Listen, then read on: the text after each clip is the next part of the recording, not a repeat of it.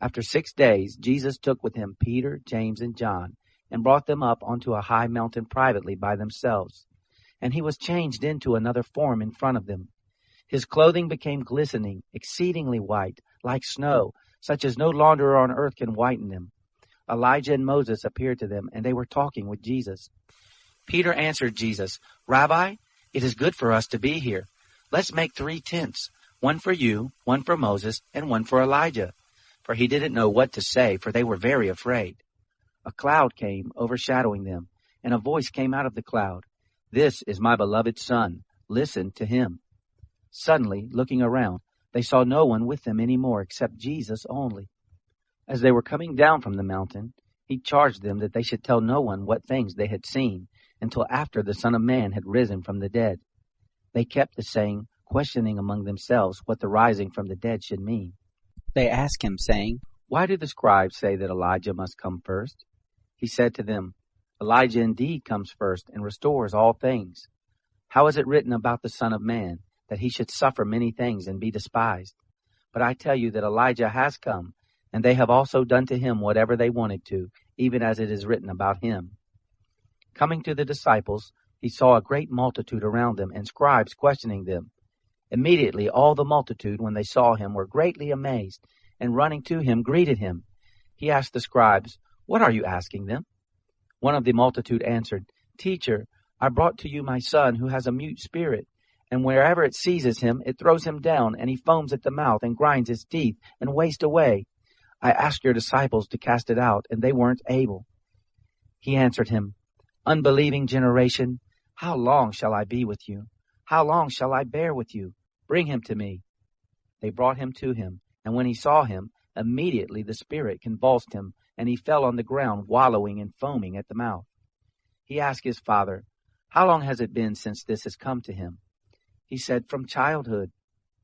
Often it has cast him both into the fire and into the water to destroy him. But if you can do anything, have compassion on us and help us." Jesus said to him, "If you can believe, all things are possible to him who believes." Immediately the father of the child cried out with tears, "I believe, help my unbelief." When Jesus saw that a multitude came running together, he rebuked the unclean spirit, saying to him, "You mute and deaf spirit, I command you, come out of him and never enter him again." Having cried out and convulsed greatly, it came out of him. The boy became like one dead, so much that most of them said, "He is dead." But Jesus took him by the hand and raised him up, and he arose. When he had come into the house, his disciples asked him privately, "Why couldn't we cast it out?" He said to them, "This kind can come out by nothing except by prayer and fasting." They went out from there and passed through Galilee.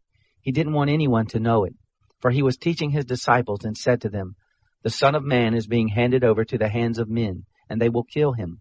And when he is killed, on the 3rd day he will rise again." But they didn't understand the saying and were afraid to ask him. He came to Capernaum, and when he was in the house, he asked them, "What were you arguing among yourselves on the way?" But they were silent, for they had disputed one with another on the way about who was the greatest. He sat down and called the 12, and he said to them, "If any man wants to be first, he shall be last of all, and servant of all." He took a little child and set him in the midst of them. Taking him in his arms, he said to them, "Whoever receives one such little child in my name receives me, and whoever receives me doesn't receive me, but him who sent me." John said to him, "Teacher, we saw someone who doesn't follow us casting out demons in your name, and we forbade him because he doesn't follow us." But Jesus said, "Don't forbid him, for there is no one who will do a mighty work in my name and be able quickly to speak evil of me. For whoever is not against us is on our side.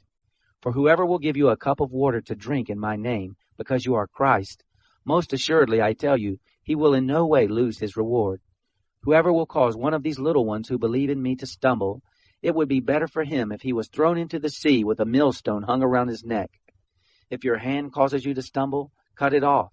It is better for you to enter into life maimed, rather than having your 2 hands to go into Gehenna, into the unquenchable fire, where the worm doesn't die, and the fire is not quenched. If your foot causes you to stumble, cut it off. It is better for you to enter into life lame, rather than having your 2 feet to be cast into Gehenna, into the fire that will never be quenched, where the worm doesn't die, and the fire is not quenched. If your eye causes you to stumble, cast it out. It is better for you to enter into the kingdom of God with one eye, rather than having two eyes to be cast into the Gehenna of fire, where their worm doesn't die and the fire is not quenched.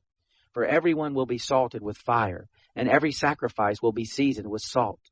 Salt is good, but if the salt has lost its saltiness, with what will you season it? Have salt in yourselves, and be at peace with one another.